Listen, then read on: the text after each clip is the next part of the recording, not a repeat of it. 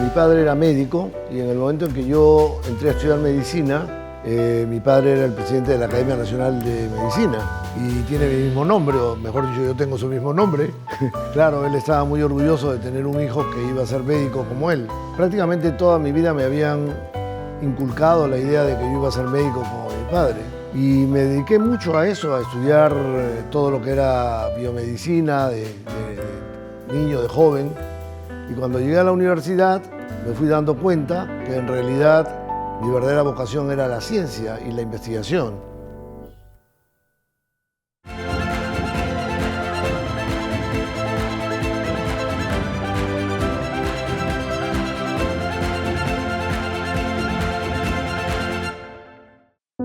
Hubo el momento ese dramático en el que tuve que explicarle a mi padre que yo lo que quería era ser científico y no médico. Y claro, yo esperaba que él tuviese una reacción muy negativa y en cambio lo que me encontré fue que él me dijo, bueno, tú tienes que ser lo que quieres ser, nadie puede obligarte a hacer lo que no, tú tienes que seguir tu propia vocación.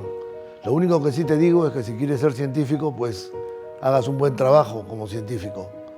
Y entonces eso fue un espaldarazo en cierta forma a mi vocación, que ya estaba manifestada desde antes, porque cuando tenía 14 años, 13 años, yo tuve un laboratorio aquí, en esta habitación que ven aquí, y le pedí a mis padres, como esta habitación estaba vacía, les pedí que me dieran ese cuarto para tener un laboratorio, y tenía mi microscopio y todo un grupo de reacciones químicas. Tenía un tío que era químico, que me traía reactivos químicos y me dedicaba a hacer investigación, entre comillas, porque yo tenía un microscopio, tenía un cultivo de paramecium, de paramecia y de protozoos, y los estudiaba y los miraba y me pasaba horas estudiando, ¿no? Entonces, claro, no era, digamos, el típico estudiante que en primer año de medicina está buscando de ponerse un mandil con el estetoscopio que se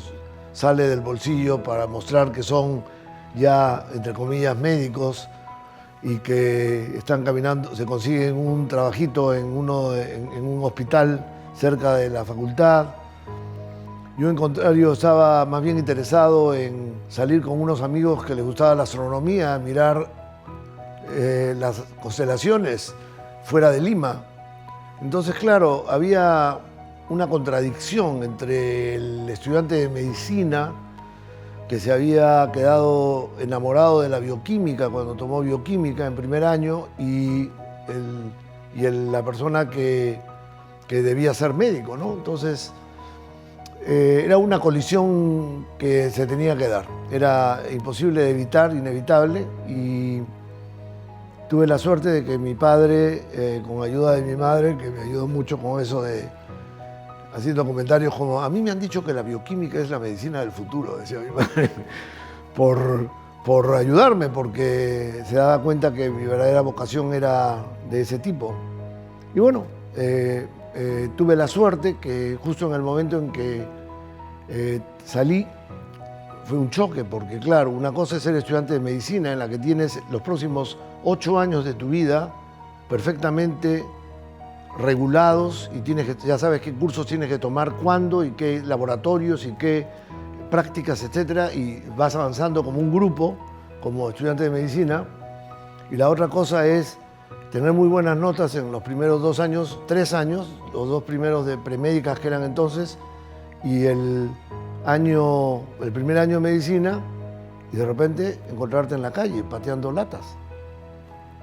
O sea, de repente pasé de ser un estudiante que tenía muy buenas notas a una persona que no hacía nada. No había y la razón era que no había una escuela de no graduados para bioquímica. Nadie podía sacar un título de bioquímica en el Perú en esa época. Entonces, fue un golpe fuerte, ¿no? Porque requería estar muy seguro de lo que uno quería hacer. Y justo a los 2 días que me había salido de la facultad, incluso compañeros de mi promoción vinieron en comisión a tratar de convencerme de que no echara mi vida a perder. Porque me dijeron, no puede ser que hagas una cosa como esta, es una locura verdaderamente que tú de todos nosotros el que decida dejar la medicina. Y entonces, pero yo quería ser científico, así es que al final salió una noticia en el periódico que San Marcos, San Fernando abría la primera maestría en bioquímica. Yo decidí presentarme a la maestría en bioquímica. Y entonces me presenté y presenté todo lo que había hecho hasta ese momento, 3 años de universidad.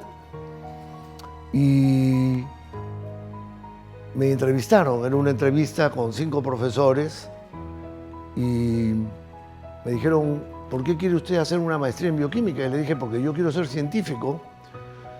Y en Estados Unidos la gente puede estudiar bioquímica, pero acá no se puede estudiar bioquímica. Acá la gente tiene que hacer medicina primero, como mis profesores, y después hacer bioquímica. Y eso es una pérdida de tiempo. Yo lo que quiero hacer es bioquímica, ciencia. Y ya yo no quiero perder más tiempo. Una de las doctoras me dijo, disculpe, ¿cuántos años tiene usted? 19 ya. Le digo yo, entonces la doctora dijo, 19. Bien, bien. Y el otro doctor, que era el jefe del grupo, del comité, me dijo, ¿usted entiende lo que significa estar en una escuela de posgrado? Le dije, sí, una maestría. Claro, postgrado, me dijo, ¿no? Pero usted, señor Bustamante, no tiene un grado. ¿Cómo pretende usted que lo admitamos en una escuela de maestría, de posgrado, cuando usted no tiene un grado? Entonces yo empecé a argumentar de que en realidad yo no quería perder tiempo porque ya me estaba haciendo muy viejo. Una tontería, obviamente, ahora desde mi perspectiva lo veo como una tontería, pero en ese momento a mí me parecía lo más lógico que no quería perder tiempo porque los americanos no pierden tiempo. Yo estaba obsesionado con que no quería perder tiempo con respecto a los americanos, a los estudiantes americanos, y eventualmente me hicieron salir. Y entonces salí de la entrevista y me dijeron, puede salir unos minutos, queremos tener una conversación entre nosotros. Y entonces me tuvieron afuera 10 minutos y a los 10 minutos me llamaron y me dijeron, usted nos ha pedido que iniciemos la primera escuela de posgrado de San Fernando, de San Marcos, con una irregularidad. Eso es lo que usted nos está pidiendo.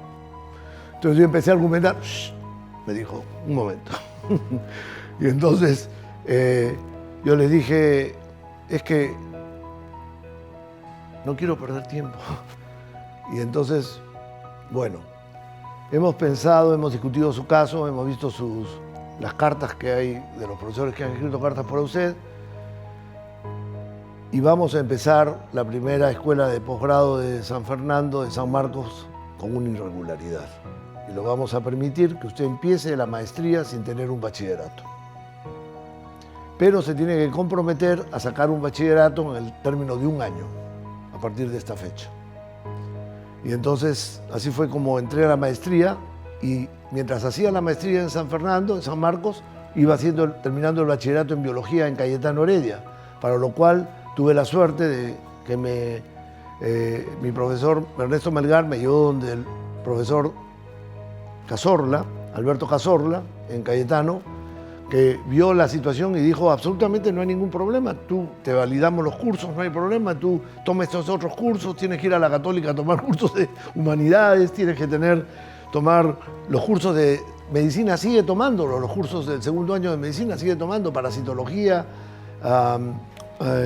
histología, microbiología, sigue tomando esos cursos porque la manera como queremos es que aumente la mayor parte del número de créditos y claro, tienes que tomar los cursos de la maestría. De modo que yo tenía como 50 horas crédito. Por un año tuve como 50 horas crédito y al final de ese año prácticamente mi padre me tuvo que llevar a un neurólogo amigo de él porque estaba realmente, pero logré graduarme y pude seguir la maestría.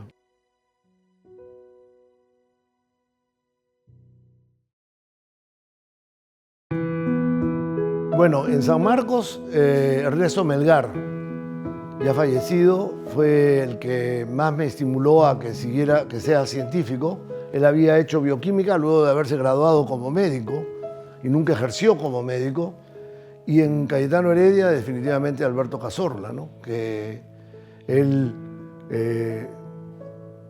tuvo cierta fe en que lo que yo quería hacer era justificado, que realmente no estaba jugando, que estaba dispuesto a sacrificar bastante. Y en esa época me costó mucho trabajo, trabajé muy duro, pero tuve la suerte que al final del primer año de la maestría me dieron una beca, daban una beca a la persona que tuviese las mejores notas, ¿no? Y entonces me dieron una beca que se llamaba la beca Kellogg. Y luego ya seguí haciendo la maestría y vino el momento de aplicar para un doctorado. Y para ello tuve que aplicar a la Fulbright. Y tuve la suerte de que me aceptaron como candidato de la Fulbright luego de dar el examen que uno tiene que dar en la embajada americana. En todas las embajadas americanas en el mundo se toma un día determinado el examen y entonces y yo pasé a la segunda parte y luego las entrevistas, etc. Y apliqué a 3 universidades, a Berkeley, a Duke University, donde estaba un famoso físico-químico, Charles Stanford, y a MIT. Y Berkeley respondió primero, en febrero. Y yo dije, Berkeley, el Pacífico, el sol se pone en el mismo sitio que en Lima, California, here I come. Entonces decidí que iba a aceptar la oferta de Berkeley. Bueno, regresé el año 80 al terminar mi doctorado. Yo había hecho 1975 que empecé el doctorado, a 1980 en que me gradué, y mi idea era regresar al Perú. Y entonces yo pensé que quizás el sitio mejor para regresar era San Fernando, San Marcos, porque yo había hecho investigación en San Marcos como parte de mi maestría y que podía, bueno, conocía a los investigadores del lugar, etcétera, etcétera. De modo, fui a San Marcos y me dijeron que, bueno, que la situación estaba muy mal. Y bueno, se hizo claro en el momento que yo no iba a poder sobrevivir acá con una familia. Ya estaba yo casado desde el año 76, teníamos una bebita recién nacida. Sí, mi primer trabajo fue en la Universidad de Nuevo México, en Albuquerque. Fue difícil porque Nuevo México es uno de los estados más bellos de Estados Unidos y una de las grandes, digamos, los grandes secretos de Estados Unidos. Es el único estado que tiene su propia arquitectura, su propia cocina, su propia literatura. Es un estado que es increíble. O sea, realmente yo, cuando me preguntan a mí, ¿tú crees que tu carrera hubiera sido mejor si no hubiera sido primero a Nuevo México? Yo la respuesta que doy siempre es que para mí Nuevo México fue fundamental, porque las experiencias que uno tiene, incluso cuando son cuesta arriba, son experiencias que a uno lo van forjando y lo van enseñando y le van dando una lección de la cual uno puede aprender.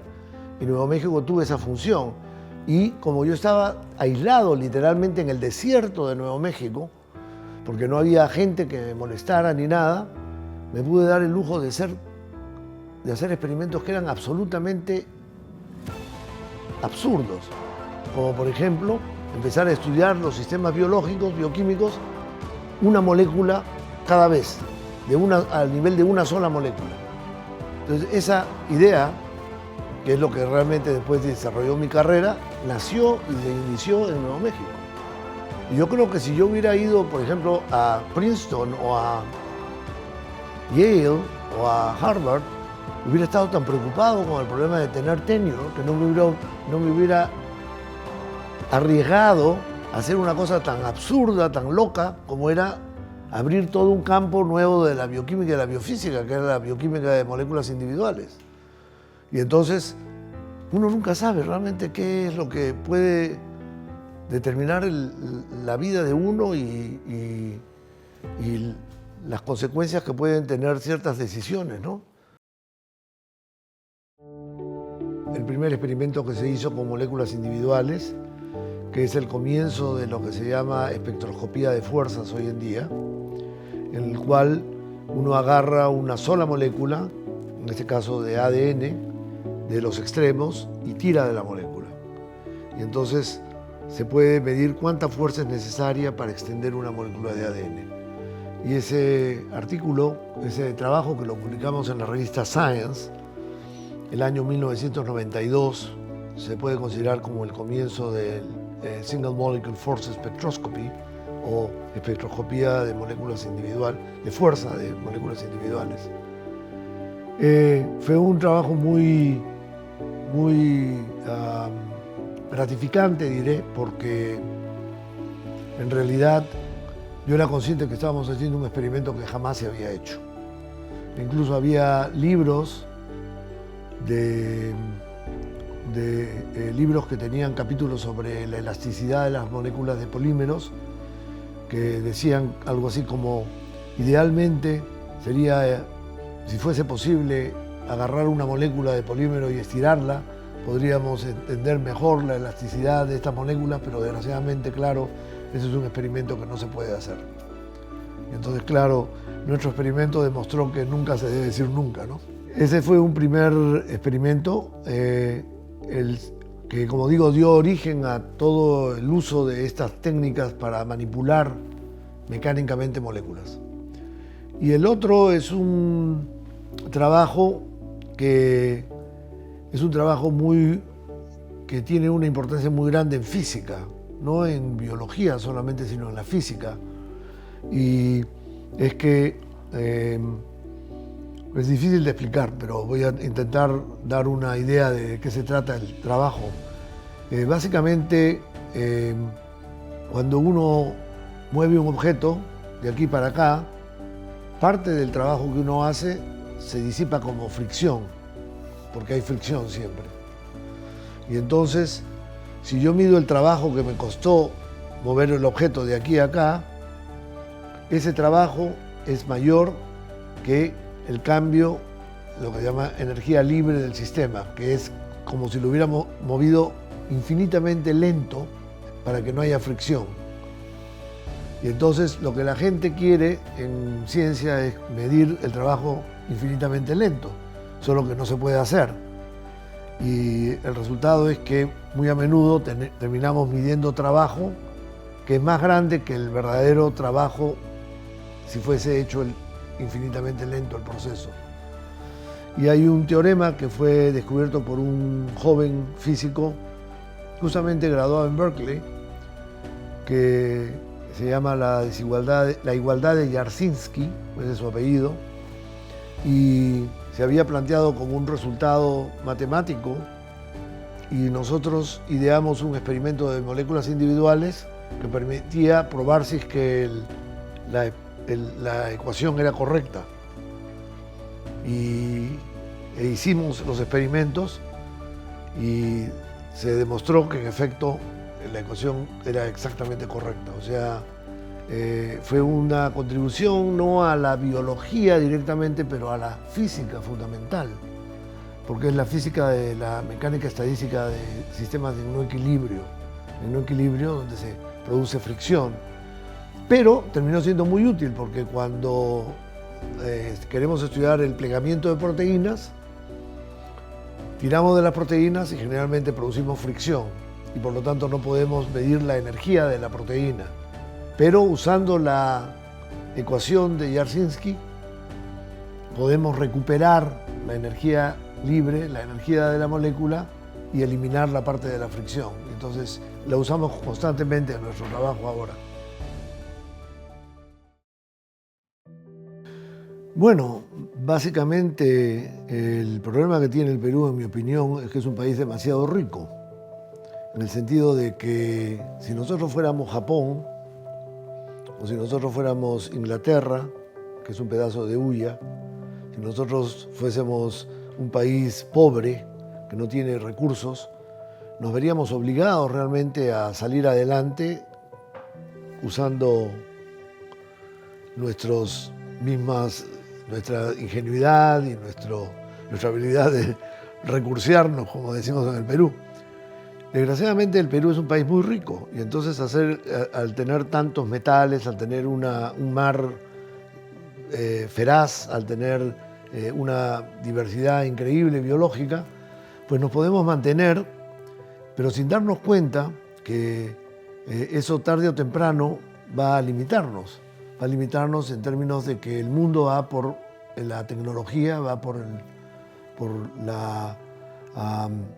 muchas de las cosas que ahora asumimos como cosas que pueden ser hechas por seres humanos, van a terminar siendo hechas por robots.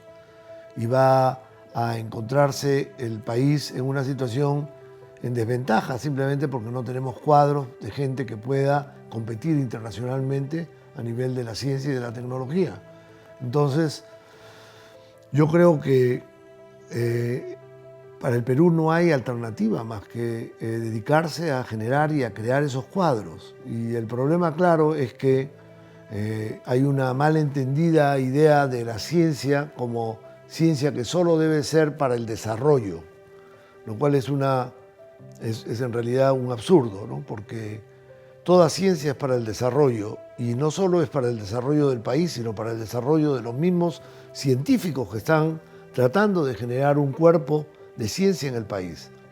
Decir que la ciencia solo debe ser ciencia aplicada, que es uno de los temas clásicos en el Perú, es un absurdo, porque la ciencia aplicada no se puede dar sin un sustento y un sustrato de ciencia pura, de ciencia básica. Y la ciencia básica no puede continuar como ciencia básica para siempre sin que a alguien se le ocurra, oye, esto lo podemos usar para resolver este problema y llenarnos de plata. O sea, eso es esencial, es parte natural de la dinámica humana. Pero decir, no, solamente ciencia aplicada, es absurdo. Imagínense que, como somos peruanos y no queremos perder dinero ni esfuerzos en cosas que pueden ser hechas en otros países, que dijéramos, en el Perú no debieran haber escritores. Lo que debiéramos tener es solo traductores de libros escritos en inglés, español, en inglés, alemán y francés. ¿A quién se le ocurre decir algo así, no? O sea, ¿por qué no vamos a tener escritores? Es que es inevitable tener escritores y es inevitable tener científicos. Pero mientras que los escritores se buscan la manera de salir adelante, como lo hizo Vargas Llosa, por ejemplo, y poder crearse un camino propio, para los científicos que dependen de maquinaria, de equipos, de reactivos, etc., dependen de que haya un apoyo de parte del gobierno para poder salir adelante. Entonces, ¿cuántos Vargas Llosa, científicos equivalentes a Vargas Llosa, estamos perdiendo simplemente porque no les damos esa posibilidad? ¿Y cuántas patentes podrían haber resultado de ese trabajo de peruanos que iban a ser muy importantes para el Perú si hubiésemos dado el apoyo para hacer investigación entre los peruanos? Y entonces yo creo que el problema es obvio. Lo que pasa es que, claro, la ciencia se ve siempre como una actividad alejada de lo normal, de lo que hace el común de la gente. Y luego, bueno, el otro problema es dónde tiene uno el corazón. Uno solo puede tener el corazón a un lado, y si ese lado es el corazón de amar al Perú, no hay alternativas. Tenemos que desarrollar la ciencia en el Perú. Desgraciadamente, un montón de gente que está metida en tomar las decisiones en este país no tiene el corazón donde debe tenerlo. Los laboratorios gemelos nacieron como parte de una conversación con Marcos Milla, mi amigo bioquímico y mi querido amigo bioquímico Marcos Milla, también graduado en Cayetano Heredia, que me había invitado a dar una charla en la Universidad de Pensilvania, donde él era donde él era profesor en ese momento, y como parte de una conversación una noche en un restaurante, dijimos cómo podríamos hacer una diferencia para la ciencia en el Perú. Y yo ya había organizado unos cursos internacionales de peruanos que venían del extranjero a dictar clases acá al Perú. Pero me daba cuenta que eso no era suficiente y entonces ahí fue donde con Marcos se nos ocurrió la idea, ¿qué tal crear un laboratorio en el Perú? Y le llamamos Laboratorios Gemelos. Y estos laboratorios gemelos, la idea básicamente es la siguiente, ¿no? La mayor parte de los científicos peruanos están en el extranjero. Y ciertamente la mayor parte de los científicos peruanos que han logrado avanzar mucho en sus carreras están en el extranjero. Entonces la idea de los laboratorios gemelos es esta, ¿no? Vamos a hacer de cuenta que hace 40 años el Perú decidió infiltrar al primer mundo con jóvenes para que fueran a estudiar a sus universidades y se quedaran como íncubos dentro de las universidades, las mejores universidades americanas, para aprender la tecnología y la ciencia del primer mundo. Y luego de 40 años, todo como parte de una estrategia planeada por el gobierno peruano hace 40 años, entonces le decimos a esos peruanos, regresen y creen laboratorios gemelos a los suyos en el Perú. Y esa es la idea de los laboratorios gemelos. Por supuesto que nada de esto es verdad, pero la narrativa no es distinta. La verdad es que los peruanos salieron, se metieron dentro de las universidades americanas y europeas, tuvieron éxito y lo que es una derrota para el país porque pagó por toda su educación hasta que llegaron a hacer el doctorado y no regresaron y los perdieron y exportaron talento, el Perú exportó talento, se puede convertir en una victoria si convencemos a las autoridades que elijan 10, 15, 20 investigadores peruanos y les digan regresen al Perú y crean un laboratorio gemelo en el Perú y convertir una derrota en una victoria, como parte de una estrategia planeada por el gobierno peruano hace 40 años de infiltrar al primer mundo, entre comillas. Entonces esa es la idea de los laboratorios gemelos. Y entonces, ¿por qué no hacer que los peruanos que están en el extranjero regresen y crean laboratorios gemelos en el Perú, gemelos a los suyos? Pero para eso tenemos que invertir para que ellos regresen a hacer eso. Bueno, fundamentalmente es el hecho de que si les dieran a escoger con las condiciones correctas, apropiadas, ellos estarían dispuestos a volver al Perú, a trabajar al Perú. El problema es que no hay posibilidades porque no hay un programa de retorno para investigadores jóvenes al Perú. Y ese es el gran error, el hecho de que nos volvemos exportadores de talento en vez de poder usar a nuestros jóvenes y a los países más desarrollados como lugares para preparación y entrenamiento de nuestra gente, la cual les va a rendirle a esos países. No les estamos robando nada. Cada estudiante peruano que saca un doctorado en Estados Unidos está contribuyendo a la ciencia de Estados Unidos. Pero ¿por qué dejar que se queden allá? ¿Por qué no a los mejores tratar de regresarlos al Perú? Tiene absolutamente perfecto sentido, eso es lo lógico.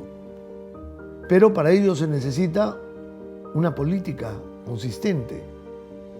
Se necesita que los políticos entiendan que esto es importante. Y el político promedio no tiene ninguna preparación científica. No sabe ni siquiera por qué necesitamos hacer ciencia y tecnología. Pero mañana se compra un carro chino eléctrico y simplemente asume que así va la tecnología, pues. Y la tecnología de los países avanzados es tal que yo hasta ayer manejaba un auto a combustión y ahora manejo un auto eléctrico. Y pasado mañana el auto va a ser auto automático, robot. que no necesita manejarlo, simplemente le tienen que decir lléveme a la Plaza San Martín, y asume que así es el mundo, que el mundo avanza así porque los países desarrollados crean tecnología y nosotros no somos países desarrollados ni debemos desarrollar tecnología. Bueno, el político que piensa así es un enemigo del país.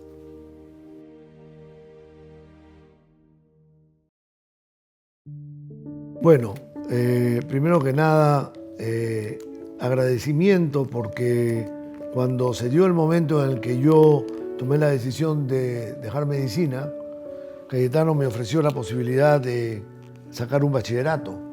Y entonces no estaría yo donde estoy si es que Cayetano no me hubiera dado la mano en ese momento, gracias a la mente abierta y positiva, juvenil voy a decir, de don Alberto Cazorla, ¿no? Del doctor Alberto Cazorla, profesor de bioquímica. Entonces, primero que nada, un agradecimiento, y creo que mi esfuerzo por crear el laboratorio gemelo en Cayetano Heredia es un poco una manera de pagarle a Cayetano lo que hizo por mí en su momento. Son deudas que no se olvidan, ¿no? Y luego, algo que quizás es un poco más controversial, y yo creo es que Cayetano Heredia es una universidad que ha gozado por mucho tiempo de tener mayor prestigio académico que otras universidades. Yo creo que solo hay una vida y yo creo que en realidad uno tiene que seguir, en inglés hay una expresión, follow your heart, sigue tu corazón. Y yo creo que lo único que se puede hacer en la vida bien es lo que uno realmente quiere hacer, algo de lo que uno está realmente empapado, enamorado. Y en caso en el aspecto este de la vocación, yo creo que nadie debe aceptar la opinión de otra persona por encima de su propia opinión. Uno puede tener 17 años, 16 años, 15 años y uno siente lo que uno quiere hacer ya, y si lo siente, uno no debe permitir que otros le impongan un futuro alternativo. Y yo creo que ahí empieza la madurez y ahí empieza la honestidad intelectual de una persona. Una persona que de joven dice, no, yo no voy a ser sacerdote, o no, yo no voy a ser abogado, o no, yo no voy a ser médico, o no, yo no voy a ser ingeniero, porque lo que me gusta es la ciencia. Esa persona está construyendo a un individuo honesto académicamente, honesto intelectualmente. Y esa honestidad intelectual es lo más importante para un científico. Y entonces yo creo que mi recomendación es que no se dejen persuadir por gente que no siente lo que ellos sienten. Ellos deben seguir su camino, el camino que ellos sienten que deben seguir.